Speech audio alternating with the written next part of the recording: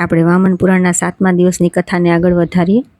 નારદજી વૈશાખ માસમાં સુગંધિત પુષ્પોના જળથી સ્નાન તથા આંબાના મંજરીઓથી શંકરનું પૂજન કરવું, રાળનો ધૂપ કરવો તથા ફળ અને ઘીનું નૈવેદ્ય અર્પણ કરવું. આ વખતે શિવના કાલદ્ર નામનો જપ કરવો તથા બ્રાહ્મણને તલ્લીનતાપૂર્વક નૈવેદ્ય ઉપવીત અને અન્ન આદિ સાથે જળ ભરેલા ઘરની દક્ષિણા આપવી જોઈએ. જ્યેષ્ઠ માસમાં આંબળાના જળથી સ્નાન કરાવવું તથા મંદારના પુષ્પોથી તેમની પૂજા કરવી. તે પછી શ્રી શિવને ધૂપ દર્શાવો, પછી ઘી તથા દહીં મેળવી સતુનું નૈવેદ્ય અર્પણ કરવું. હે પૂષાના દાંત તોડનાર ભગ્નેન્દ્ર શિવ, આપને નમસ્કાર છે એમ કહી ભક્તિપૂર્વક છત્ર અને એક જોડા દક્ષિણામાં આપવા. અષાઢ માસમાં બિલીપત્રના જળથી ભગવાન શિવને સ્નાન કરાવવું તથા ધતુરાના પુષ્પોથી તેમની પૂજા કરવી. સિલહક વૃક્ષનો ધૂપ કરવો અને ઘી સહિત માલપુવાનું નૈવેદ્ય અર્પણ કરવું તથા દક્ષયજ્ઞ વિનાશક આપને નમસ્કાર છે એવું ઉચ્ચ સ્વરથી ઉચ્ચારણ કરવું. શ્રાવણ માસમાં જટામાસીના જળથી સ્નાન કરાવી ફળયુક્ત બિલીપત્રોથી મહાદેવની પૂજા કરવી તથા અગરનો ધૂપ દેવો. તે પછી ઘીવાળો માલપુઓ, લાડુ, દહીંયુક્ત ભાત, અડદની દાળ, શેકેલા જવ અને અડદની દાળની પૂરણપૂરીનું નૈવેદ્ય અર્પણ કરી બ્રાહ્મણને સફેદ બળદ, કપિલા ગાય, સુવર્ણ તથા રાતા વસ્ત્રની દક્ષિણા આપવી. પંડિતોએ શિવજીનો ગંગાધર નામનો જપ કરવો. આ બીજા 6 મહિના પછી બીજું પારણું થાય છે. આ રીતે 1 વર્ષ સુધી શિવજીનું પૂજન કરી મહેશ્વરના વચનો પ્રમાણે મનુષ્ય અક્ષય કામનાઓને પ્રાપ્ત કરે છે. સ્વયં ભગવાન શંકરે કલ્યાણકારી, પવિત્ર અને સર્વ પુણ્યોને અક્ષય કરનારું વ્રત બતાવ્યું છે. તે જેવું કહેવામાં આવ્યું છે તેવું જ છે, તે કદી વ્યર્થ જતું નથી. ત્યાર પછી આવે છે અધ્યાય 17મો.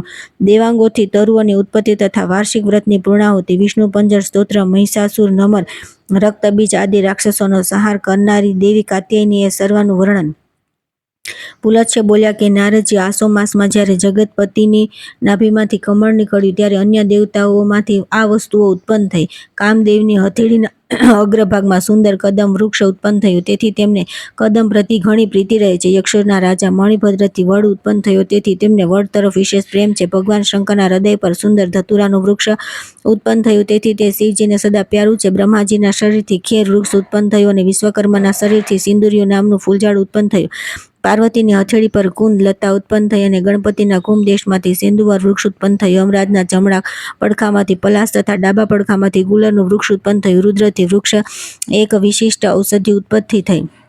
એ રીતે શેષ નાગના સરપટ કુશ જેવું ઘાસ તથા વાસુકી નાગના પૂંછડામાંથી શ્વેત દુર્વા તથા તે નાગની પીઠ પર શ્યામ દુર્વા ઉત્પન્ન થાય. આ રીતે ઉત્પન્ન થવાથી તે સર્વ વૃક્ષોમાં તે દેવતાઓનો પ્રેમ હોય છે. આસો માસની શુક્લ પક્ષની એકાદશીના દિવસે ભગવાન વિષ્ણુની પૂજા કરવી જોઈએ. તેનાથી પૂજામાં કોઈ ન્યૂનતા રહી ગઈ હોય તેનું નિવારણ થઈ જાય છે. શરદ ઋતુ રહે ત્યાં સુધી ગંધ, રંગ અને રસયુક્ત પત્ર, પુષ્પ, ફળો તથા મુખ્ય ઔષધિઓથી ભગવાન વિષ્ણુની પૂજા કરવી જોઈએ. ઘી, તલ, ચોખા, સોનું, ચાંદી, વસ્ત્ર તથા વિવિધ રસોથી મહાત્મા કેશવની પૂજા કરવી જોઈએ. આ રીતે વર્ષ પર્યંત પૂજા કરતા રહેવાથી ઘરમાં પૂર્ણ સમૃદ્ધિ આવે છે. ભગવાન વિષ્ણુને સરસવને તેલમાંથી તૈયાર કરેલા સુગંધી લેપ કે ઘીથી સ્નાન કરાવવું, ઘીનો હોમ કરવો તથા યથાશક્તિ દાન કરવું. ભગવાન કેશવના સર્વ અંગોની પૂજા કરવી, ધૂપથી તેમને સુવાસિત કરવા, સુવર્ણ વસ્ત્ર તથા સ્વાદિષ્ટ નૈવેદ્ય અર્પણ કરી નીચેના મંત્રથી પ્રાર્થના કરવી કે હે મહાકાંતિવાળા પદ્મનાભ લક્ષ્મીપતે, આપને પ્રણામ છે. અમારા ધર્મ, અર્થ, કામ અને મોક્ષ અખંડ હો. હે વિકસિત કમલપત્ર સમાન નેત્રવાળા, આપ જે રીતે ચારે તરફ અખંડ છો, તે સત્યના પ્રભાવથી મારા ધર્મ, અર્થ, કામ અને મોક્ષ પણ અખંડિત રહે. હે બ્રહ્મન, આ રીતે વર્ષ પર્યંત ઉપવાસ અને જીતેન્દ્રિયતા સહિત સર્વ વસ્તુઓ દ્વારા વ્રતને અખંડ રૂપે પૂરું કરવા.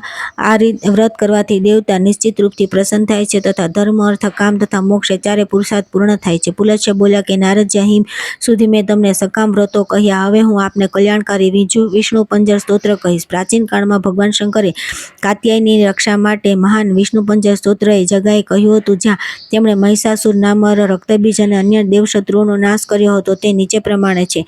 વિષ્ણુ પંજર સ્તોત્ર. હે ગોવિંદ, આપને નમસ્કાર હો. આપ સુદર્શન ચક્ર લઈ મારી પૂર્વ દિશામાં રક્ષા કરો. હે વિષ્ણુ, હું આપના શરણે છું. હે અમાપ તેજવાળા પદ્મનાભ, આપ કૌમુદકી ગદા ધારણ કરી મારી રક્ષા કરો. હે વિષ્ણુ, આપના શરણમાં આવ્યો છું. હે પુરુષોત્તમ, આપને નમસ્કાર હો. આપ સૌ નંદન નામનું હળ લઈને મારી પશ્ચિમ દિશામાં રક્ષા કરો. હે વિષ્ણુ, હું આપની શરણમાં છું. હે પુંડરીકાક્ષ, આપ સતના નામના વિનાશકારી મૂષણને લઈ મારી ઉત્તર દિશામાં રક્ષા કરો. હે જગન્નાથ, હું આપના શરણમાં છું. હે હરિ, શાંગ ધનુષ તથા નારાયણ અસ્ત્ર લઈ મારી ઈશાન કોળમાં રક્ષા કરો. હે રક્ષોઘ્ન, આપને નમસ્કાર હો. હું આપના શરણમાં છું. હે યજ્ઞવરા વિષ્ણુ, આ પાંચજન્ય નામનો વિશાળ સંઘ તથા અંતર્બોધ્ય કમળ લઈને મારી અગ્નિકોણમાં રક્ષા કરો. હે દિવ્ય નૃસિંહ, સૂર્યસત નામની ઢાલ તથા ચંદ્રહાસ નામની તલવાર લઈ મારી નૈઋત્ય કોણમાં રક્ષા કરો. આ વૈજયંતી નામની માળા તથા શ્રીવત્સ નામનું કંઠાભૂષણ ધારણ કરી મારી વાયવ્ય કોણમાં રક્ષા કરો. હે હયગ્રીવ, આપને નમસ્કાર કરું છું. હે જનાર્દન, ગરુડ પર આરૂઢ થઈ આપ મારી અંતરિક્ષમાં રક્ષા કરો. હે અજીત, હે અપરાજિત, આપને નમસ્કાર હો. હે મહાકચ્છપ, આપ વિશાલ લાક્ષ પર ચઢીને મારી રસાતલમાં રક્ષા કરો. હે મહામોહ, આપને નમસ્કાર કરું છું. હે પુરુષોત્તમ, આપ 8 હાથોથી પંજર બનાવે હાથ, શિરા અને સાંધા વગેરેમાં મારી રક્ષા કરો. નારદ બોલ્યા કે હે પુલત્સ્ય ઋષિ, મહિષાસુર, નમર, રક્તબીજ વગેરે રાક્ષસોનો વધ કરનારી એ ભગવતી કાત્યાયની કોણ છે? હે મહિષ કોણ છે? તે કોના કુળમાં ઉત્પન્ન થયો છે? આ રક્તબીજ કોણ છે? નમર કોનો પુત્ર છે? આપ તેનું યથાર્થ રૂપથી વિસ્તારપૂર્વક વર્ણન કરો. પુલત્સ્ય બોલ્યા કે નારદજી, સર્વસ્વ પ્રદાન કરનારા વરદાયિની ભગવતી દુર્ગા દેવી જ કાત્યાયની છે. પ્રાચીન કાળમાં સંસારમાં ઉથલપાથલ મચાવાળા રંભ અને કરમ નામના 2 ભયંકર અને મહાબળવાન શ્રેષ્ઠ અસુરો હતા. બંને પુત્રહીન હતા. પુત્ર પ્રાપ્તિ માટે કરમ પંચનાદના જળમાં ડૂબેલા રહીને તપ કરતા હતા તથા રંભ પંચાગ્નિ વચ્ચે બેસીને ઉગ્ર તપસ્યા કરતા હતા. તે બંને માલવટ યક્ષનું ધ્યાન કરતા હતા. તેમના તપથી ડરી ગયેલા ઇન્દ્રે મગરનું રૂપ લઈને કરમને પકડી ઈચ્છાનુસાર દૂર લઈ જઈ મારી નાખ્યો. ભાઈના નાશથી ક્રોધયુક્ત રંભ પોતાનું માથું કાપીને અગ્નિમાં હોમવા માટે તલવારથી માથું કાપવા જ જતો હતો. તેવામાં અગ્નિએ તેને રોકી દીધો અને કહ્યું કે હે દૈત્યવર, તમે સ્વયં પોતાનો નાશ ન કરો. બીજાનો વધ કરવાથી તો પાપ લાગે છે, પરંતુ આત્મહત્યા પણ ભયાનક પાપ છે. હે વીર, તમે મરશો નહીં. આ સંસારમાં મૃત વ્યક્તિની કથા નષ્ટ થઈ જાય છે. હું તમારી ઈચ્છા પ્રમાણે તમને વરદાન આપીશ. રંભ બોલ્યો, આપ મને એવું વરદાન આપો કે મને આપનાથી પણ અધિક તેજસ્વી 3 લોક પર વિજય મેળવનાર પુત્રની પ્રાપ્તિ થાય. તે સમસ્ત દેવતાઓ, માનવ અને દૈત્યોથી અજય હોય, તે વાયુ જેવો મહાબળવાન હોય, પોતાની ઈચ્છા મુજબ રૂપ ધારણ કરવાની શક્તિ ધરાવતો હોય તથા સર્વ અસ્ત્રોનું જ્ઞાન ધરાવતો હોય. અગ્નિદેવ બોલ્યા કે રમ, તથાસ્તુ. જે સ્ત્રીમાં તારું ચિત્ત લાગી જશે તેનાથી તું પુત્ર ઉત્પન્ન કરીશ. પુલત્સ્ય બોલ્યા કે નારદજી, અગ્નિદેવનું વરદાન પામીને રમ માલવટ યક્ષનું દર્શન કરવા ગયા. ત્યાં ઘણા ઘેટા, બગરા, ઘોડા, ભેંસો, હાથી તથા ગાયો હતા. તેમને જોઈ રંભનું મન 3 વર્ષની એક રૂપવતી ભેંસમાં આસક્ત થયું. તે ભેંસ પણ કમરાપરાયણ થઈ દૈત્યેન્દ્ર રંભ પાસે આવી ગઈ. ભગવદ ઈચ્છાથી તેમના સંયોગથી તે ભેંસ ગર્ભવતી બની. પછી તે ભેંસ લઈ રંભ પાતાળમાં પ્રવેશી પોતાના ઘરે ચાલ્યો ગયો. પણ તેના દાનવ બંધુઓ તેને અયોગ્ય કાર્ય કરનાર જાણી તેનો પરિત્યાગ કર્યો. તેથી સ્વબંધુઓથી ત્યજાયેલી રંભ તેની સુંદરી ભેંસ સાથે યક્ષમંડળમાં ગયો. ત્યાં નિવાસ કરતી વખતે તે ભેંસે ઈચ્છા મુજબ રૂપ ધારણ કરવાવાળા મહિષપુત્રનો જન્મ આપ્યો. ત્યાર પછી રંભની પત્ની ભેંસ પુનઃ રૂપમતી થઈ. ત્યારે તેને બીજા પાડાએ જોઈ. તે પોતાના શાલની રક્ષા કરતી દૈત્ય શ્રેષ્ઠની નિકટ ગઈ. નાકને ઊંચું કરી ભેંસ તરફ આવતા તે પાડાને જોઈ દાનવે ખડગ કાઢી પાડા ઉપર વેગથી આક્રમણ કર્યું. તે મહિષે પણ તીક્ષ્ણ શિંગડાથી દૈત્યના હૃદયમાં પ્રહાર કર્યો. હૃદય ફાટી જવાથી તે દૈત્ય મરી ગયો. પતિનું મૃત્યુ થવાથી તે ભેંસ યક્ષોના શરણે ગઈ. તે પછી ગૃહ્યોએ સાધ્વી મહિષીની રક્ષા કરી પેલા પાડાને હટાવી દીધો. યક્ષો દ્વારા દૂર કરાયેલો કામાતુર મહિષ એક દિવ્ય સરોવરમાં પડી ગયો અને મરી ગયો. મૃત્યુ પછી તે એક દૈત્ય બની ગયો. તે નમર નામથી વિખ્યાત થયો. તે મહિષીના પતિના મૃતદેહને મલવટ વગેરે યક્ષોએ ચિતા પર મૂક્યો. તે શ્યામા મહિષી પણ પતિની સાથે ચિતા પર ચઢી ગઈ. તે વખતે અગ્નિમાંથી હાથમાં તલવાર ધારણ કરેલ ભયંકર રૂપવાળો પુરુષ પ્રગટ થયો. તેણે સર્વ યક્ષોને નસાડી મૂક્યા. પછી તે બળવાન દૈત્ય રમના પુત્ર મહિષને જીવતો છોડી અન્ય મહિષોને મારી નાખ્યા. તે દૈત્ય રક્તબીજ નામે વિખ્યાત થયું. રક્તબીજે ઇન્દ્ર, રુદ્ર, સૂર્ય, મારુત આદિની સાથે દેવોને જીતી લીધા. જોકે તે બધા દૈત્યો આવા પ્રભાવથી યુક્ત હતા, છતાં તે બધામાં રંભનંદન મહિષ આદિ મહાન અસુરોએ તેનો રાજ્યાભિષેક કર્યો. લોકપાલો સહિત અગ્નિ, સૂર્ય વગેરે દેવો દ્વારા એક સાથે મળીને પણ તે જીતાયો નહીં. ત્યારે ચંદ્ર, ઇન્દ્ર અને સૂર્ય પોતપોતાનું સ્થાન છોડી દીધું તથા ધર્મને પણ દૂર હટાવી દેવામાં આવ્યો. ત્યાર પછી આવે છે 18મો અધ્યાય, કાત્યાયની માતાનો ઉદ્ભવ. કાત્યાયની દેવીની સ્તુતિ. વિંધ્ય પર્વતને અગત્ય નીચે કરી દીધો. પુલત્સ્ય બોલ્યા કે નારદજી, તે પછી મહિષાસુર દ્વારા પરાજિત થયેલા દેવતા પોતપોતાના સ્થાન છોડી પિતામહને આગળ કરી ચક્રધારી લક્ષ્મીપતિ વિષ્ણુના દર્શન માટે પોતાના વાહનો અને આયુધો લઈ વિષ્ણુલોકમાં ગયા. ત્યાં જઈને તેમણે ગરુડ વાહન વિષ્ણુ અને ભગવાન શંકર એ બંનેને એક સાથે બેઠેલા જોયા. તે બંને સિદ્ધિ સાધકોને પ્રણામ કરી તેમણે મહિષાસુરની દુષ્ચેષ્ટા જણાવી. દેવોએ કહ્યું કે પ્રભુ, મહિષાસુરે અશ્વિની કુમાર સૂર્ય, ચંદ્ર, વાયુ, અગ્નિ, બ્રહ્મા, વરુણ, ઇન્દ્ર આદિ સર્વ દેવતાઓના અધિકાર છીનવી લઈ તેમને સ્વર્ગમાંથી કાઢી મૂક્યા છે. હવે અમે બધા ભૂલોકમાં રહેવા વિવશ થઈ ગયા છીએ. આપના શરણે આવેલા અમે દેવતાઓના હિતની ભાવ બતાવીએ, નહીં તો હવે અમારે રસાતલમાં જતા રહેવું પડશે. તે વખતે ભગવાન વિષ્ણુ, શંકર તથા બ્રહ્માના ક્રોધથી તે સર્વના મુખોમાંથી મહાન તેજ પ્રગટ થયું. પછી તે તેજો રાશિ કાત્યાયના ઋષિના અનુપમ આશ્રમમાં પર્વત શૃંગની માફક એકત્ર થઈ ગઈ. તે મહર્ષિએ પણ તે તેજની પ્રબળતા વધારી દીધી. તે મહર્ષિ દ્વારા ઉત્પન્ન કરાયેલા તેજથી આવૃત તે તેજ હજારો સૂર્ય સમાન પ્રદીપ્ત થઈ ગયું. તેના યોગથી વિશુદ્ધ શરીરવાળા, ચંચલ તથા વિશાળ નેત્રવાળા દેવી પ્રગટ થઈ ગયા. મહાદેવજીના તેજથી કાત્યાયનીનું મુખ બની ગયું અને અગ્નિના તેજથી તેમના 3 નેત્રો પ્રગટ થયા. ચંદ્રમાના તેજથી તેમનું સ્તન યુગલ, યમના તેજથી કેશ, હરિના તેજથી તેની 18 ભુજાઓ, ઇન્દ્રના તેજથી મધ્યભાગ તથા વરુણના તેજથી જાંઘ, કમરનું હાડકું તથા નિતંબોની ઉત્પત્તિ થઈ. બ્રહ્માના તેજથી તેમના ચરણ, આદિત્યોના તેજથી પગની આંગળીઓ અને વસુઓના તેજથી તેમના હાથોની આંગળીઓ ઉત્પન્ન થઈ. પ્રજાપતિઓના તેજથી તેમના દાંત, યક્ષના તેજથી નાક, વાયુના તેજથી બંને કાન, સાધ્યના તેજથી નાક, વાયુના તેજથી બંને કાન, સાધ્યના તેજથી કામદેવના ધનુષ સમાન તેમની બંને ભ્રમરો પ્રગટ થયા. આ રીતે મહર્ષિઓનું ઉત્તમોત્તમ તેજ પૃથ્વી પર કાત્યાયની એ નામથી પ્રસિદ્ધ થયું. વરદાયની શંકરે તેમને ત્રિશૂળ, શ્રીકૃષ્ણ ચક્ર, વરુણે શંખ, અગ્નિએ શક્તિ, વાયુએ ધનુષ તથા સૂર્ય અક્ષય બાણોવાળા 2 ભાથા પ્રદાન કર્યા. ઇન્દ્રે ઘંટા સહિત વજ્ર, યમે દંડ, કુબેરે ગદા, બ્રહ્માએ કમંડળ સાથે રુદ્રાક્ષની માળા તથા કાલ દેવતાએ તેમને ઢાલ સહિત ખડગ પ્રદાન કર્યા.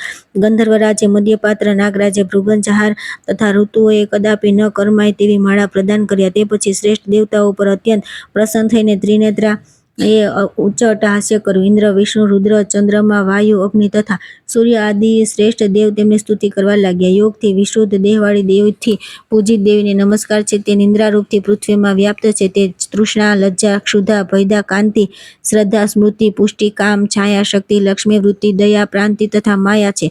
એવી કલ્યાણમયી દેવીને નમસ્કાર છે. દેવવરોએ આ પ્રકારે પ્રાર્થના કર્યા પછી કાત્યાયની દેવી સિંહ પર આરૂઢ થઈને વિંધ્ય પર્વત પર ગયા, જેને અગસ્ત્ય મુનિએ નીચો કરી દીધો હતો. નારદજી બોલ્યા કે હે શુદ્ધાત્મા પુલત્સ્યજી મહર્ષિ અગસ્ત્ય, વિંધ્ય પર્વતને કોના માટે અને કયા કારણથી નિમ્ન શિખરવાળો કરી દીધો હતો? પુલત્સ્ય બોલ્યા કે નારદજી, પ્રાચીન કાળમાં વિંધ્ય પર્વતે પોતાના ઊંચા શિખરોથી સૂર્યની ગતિને અવરોધી હતી. ત્યારે સૂર્ય મહર્ષિ અગસ્ત્યની પાસે જઈ કહ્યું કે હે દ્વિજ, આપ મારો ઉદ્ધાર કરો, મને અભિષ્ટ પ્રદાન કરો, જેથી હું નિશ્ચિત થઈને આકાશમાં વિચરણ કરી શકું.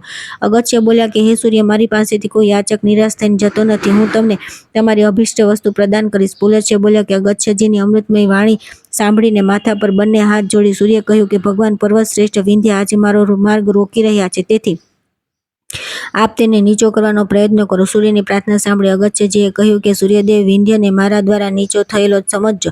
આ પર્વત આપના કિરણોથી પરાજિત થઈ જશે. મારા ચરણોનો આશ્રય લીધા પછી હવે વ્યથા કેવી? પુલત્સ્ય બોલ્યા કે નારદજી, એવું કહીને વૃદ્ધ અગસ્ત્યજી વિનમ્રતાપૂર્વક ભક્તિથી સૂર્યની સ્તુતિ કર્યા પછી દંડકને છોડીને વિંધ્ય પર્વતની પાસે ચાલ્યા ગયા. ત્યાં જઈને મુનિએ પર્વતને કહ્યું કે પર્વત શ્રેષ્ઠ, હું અન્યત્ર પવિત્ર મહાતીર્થમાં જાઉં છું. હું વૃદ્ધ હોવાથી તમારી ઉપર ચડવા અસમર્થ છું, તેથી તમે તત્કાલ નીચા થઈ જાઓ. મુનિએ કરેલી આજ્ઞાથી પર્વત નિમ્ન શિખરવાળા થઈ ગયા. પછી અગસ્ત્યજી વિંધ્ય પર ચડીને વિંધ્યને પાર કરી લીધા. પછી તેને કહ્યું કે હું જ્યાં સુધી પવિત્ર તીર્થથી સ્નાન કર્યા પછી પાછો ન આવું ત્યાં સુધી તારે વધવું નહીં તો અવજ્ઞા કરવાના કારણે હું તને ઘોર શ્રાપ દઈ દઈશ. હું ઉચિત સમયે પાછો આવીશ. એવું કહી ભગવાન અગસ્ત્ય દક્ષિણ દિશા તરફ ચાલ્યા ગયા તથા ત્યાં જ રહી ગયા. મુનિએ ત્યાં વિશુદ્ધ સ્વર્ણિમ તોરણોવાળો અતિ રમણીય આશ્રમ બનાવ્યો તથા તેમાં વિદર્ભ પુત્રી લોપામુદ્રાને રાખી સ્વયં પોતાના આશ્રમે ચાલ્યા ગયા. અત્યંત પ્રકાશમાન મુનિ વિભિન્ન ઋતુઓમાં, પર્વના સમયે નિત્ય આકાશમાં અને બાકીના સમયે દંડકવનમાં પોતાના આશ્રમમાં રહીને તપ કરવા લાગ્યા. વિંધ્ય પર્વત પર આકાશમાં મહાન આશ્રમને જોઈને મહર્ષિના ભયથી વધ્યો નહીં. મુનિ પાછા આવ્યા નહીં એવું સમજી તે પોતાનું શિખર નીચું રાખીને પણ એ જ સ્થિતિમાં સ્થિત છે. આ રીતે હે મહર્ષિ અગસ્ત્ય, મહાન પર્વતરાજ વિંધ્યને નીચો કરી દીધો. તેના શિખર ઉપર મુનિઓ દ્વારા સ્તુતિ કરાયેલ દુર્ગાદેવી દાનવોના વિનાશ માટે સ્થિત થયા. દેવતા, સિદ્ધ, મહાનાગ, અપ્સરાઓ સહિત વિદ્યાધર અને સમસ્ત ભૂતગણ કાત્યાયની દેવીને પ્રસન્ન કરતા શોક રહિત થઈને તેમને નિકટ રહેવા લાગ્યા. ત્યાર પછી આવે છે અધ્યાય 19મો. ચંડ-મુંડે દેવી કાત્યાયનીના સૌંદર્યનું મહિષ આગળ કરેલું વર્ણન. મહિષના દૂત દુંદુભી અને કાત્યાયનીનો સંવાદ. વિષ્ણુ પંચા સ્તોત્રથી દેવીની રક્ષા સ્તોત્રનો મહાપ્રભાવ. પુલત્સ્યજી બોલ્યા કે નારદજી, તે પછી તે શ્રેષ્ઠ પર્વત પર નિવાસ કરનારા તે તપસ્વીની કાત્યાયનીને ચંડ અને મુંડ નામના 2 શ્રેષ્ઠ દાનવોએ જોયા. તેમને જોતા જ પર્વત પરથી ઉતરીને તે બંને અસુર પોતાના ઘરે ચાલ્યા ગયા. તે પછી બંને દૂતોએ દૈત્યરાજ મહિષાસુર પાસે જઈને કહ્યું કે હે સુરેન્દ્ર, આપ હમણાં સ્વસ્થ તો છો ને? આવો આપણે વિંધ્ય પર્વત પર જઈએ.